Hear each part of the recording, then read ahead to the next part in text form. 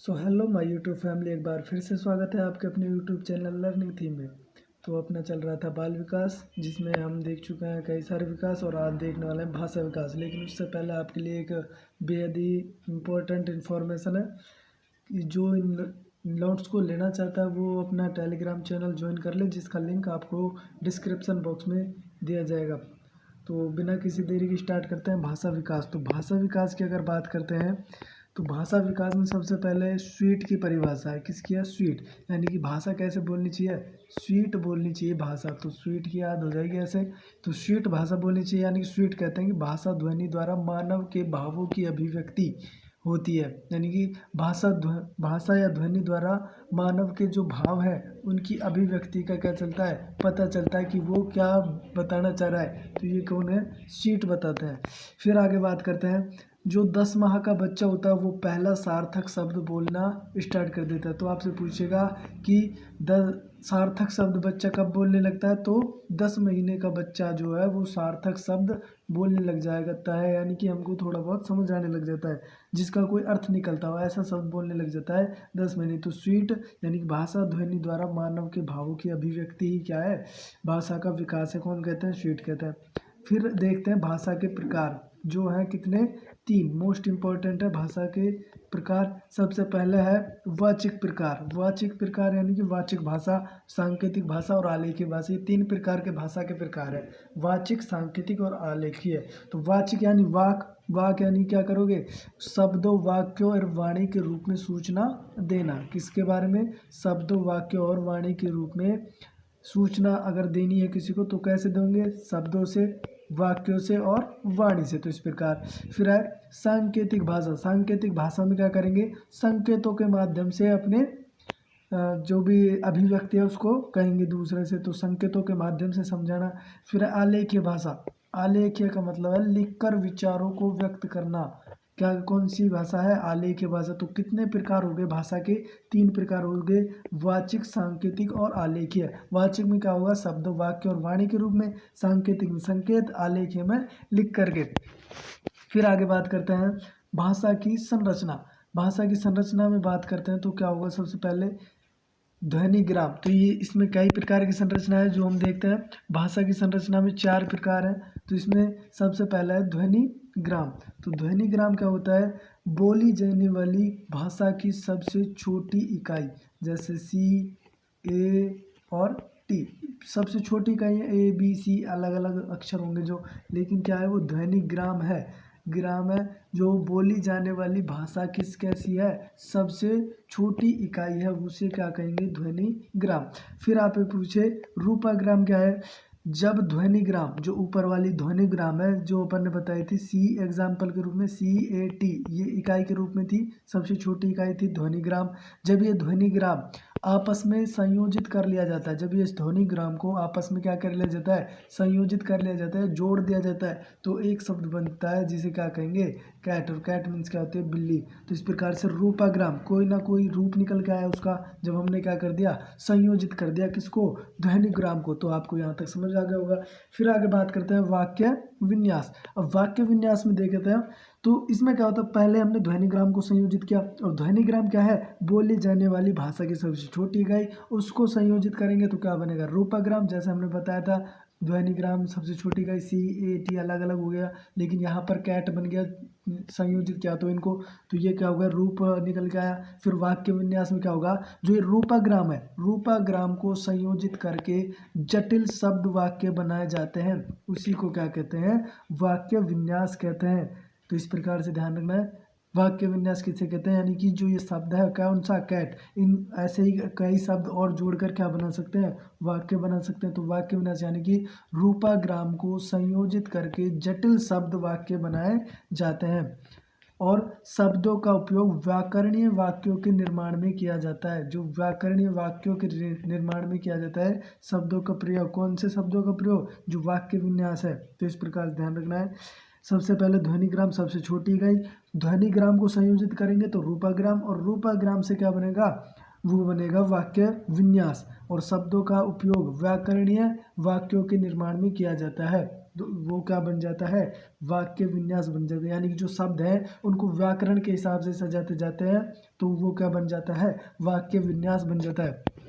फिर बात करते हैं अर्थ विज्ञान। अर्थ विज्ञान क्या होता है, व्यक्ति जब रूपग्राम व वाक्यों से अर्थ किस तरह निकालता है वही क्या है, अर्थ विज्ञान। यानी कि रूपग्राम और वाक्य विन्यास, इन दोनों से जब व्यक्ति अर्थ निकालने लग जाता है तो उसको कहेंगे अर्थ विज्ञान। तो ये थे भाषा की संरचना, ध्वनिग्राम, रूपग्राम, वाक्य विन्यास और अर्थ विज्ञान।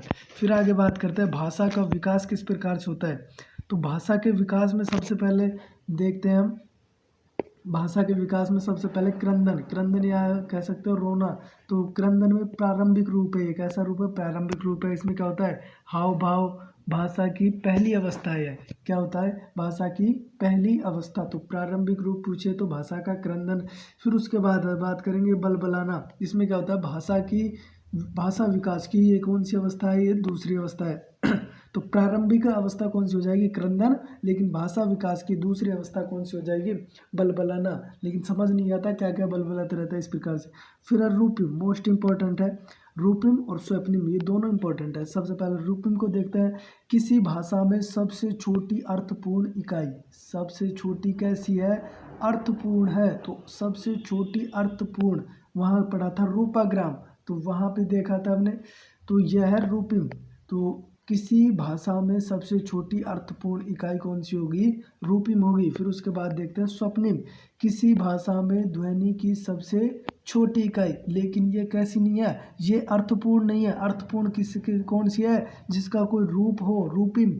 जिसका कोई रूप हो उसको क्या कहेंगे, अर्थपूर्ण इकाई। जिसका कोई रूप नहीं होगा उसको कैसे कहेंगे, सबसे छोटी इकाई स्वप्निम। यानी कि सबसे छोटी इकाई बिना अर्थ की, तो वो कौन सी हो जाएगी, स्वप्निम हो जाएगी। तो इस प्रकार रूपिम और स्वप्निम, रूपिम रूप होगा या अर्थ होगा, तो अर्थपूर्ण इकाई स्वप्निम। यानी कि किसी भाषा में ध्वनि की सबसे छोटी इकाई कौन सी हो जाएगी, स्वप्निम। स्वप्निम जैसे स्वर होते हैं, वोवल, स्वर वोवल वगैरह होते हैं, तो इस प्रकार से इनको देख सकते हैं, ध्वनि की सबसे छोटी इकाई हो जाएगी। फिर है नोट। नोट है ये व्यवहारवादियों के अनुसार जो भाषा का विकास होता है वो कैसे होता है, साहचर्य, अनुकरण और पुनर्बलन। तीन शब्द याद रखना है जब भी व्यवहारवादियों की बात आएगी। एक तो है साहचर्य और अनुकरण, उसके बाद पुनर्बलन। इनकी बात करेंगे हम, आगे चैप्टर आएगा अपना अधिगम, उसके अंतर्गत जिनको अच्छे से समझेंगे हम। तो यहाँ ध्यान रखना है कि व्यवहारवादियों के अनुसार भाषा का विकास कैसे होगा, साहचर्य, अनुकरण और पुनर्बलन। तीन चीज़ें याद रखनी, तीन शब्द, साहचर्य, अनुकरण, पुनर्बलन। किसके अनुसार, व्यवहारवादियों के अनुसार भाषा विकास पर, इन पर आधारित होता है। फिर आगे बात करते हैं भाषा सापेक्षवादी सिद्धांत। तो अब ये सिद्धांत की बात करते हैं यहाँ पे, भाषा सापेक्षवादी सिद्धांत की। सबसे पहले भाषा सापेक्षवादी सिद्धांत दिया किसने, तो वो दिया वॉर्फ। किसने दिया है, वॉर्फ ने दिया है। यहाँ क्या होता है, भाषा विचार की अंतर वस्तु का निर्धारण करती है। यानी कि भाषा जो विचार है अपने, उनके अंतर वस्तु का निर्धारण करती है। जो अपने अंदर जो भी विचार है उनका निर्धारण क्या करती है, भाषा करती है। कौन कहते हैं, वॉर्फ कहते हैं। किस सिद्धांत में, भाषा सापेक्षवादी सिद्धांत में। तो सबसे पहले भाषा सापेक्षवादी सिद्धांत किसने दिया, वॉर्फ ने।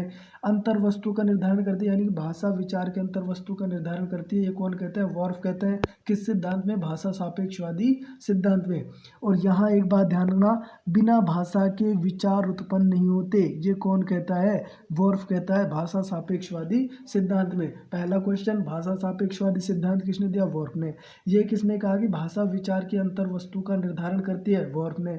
फिर कहते हैं वॉर्फ की बिना भाषा के विचार नहीं होते, यानी कि बिना भाषा के विचार नहीं आ सकते, ये कौन कहते हैं, वॉर्फ कहते हैं।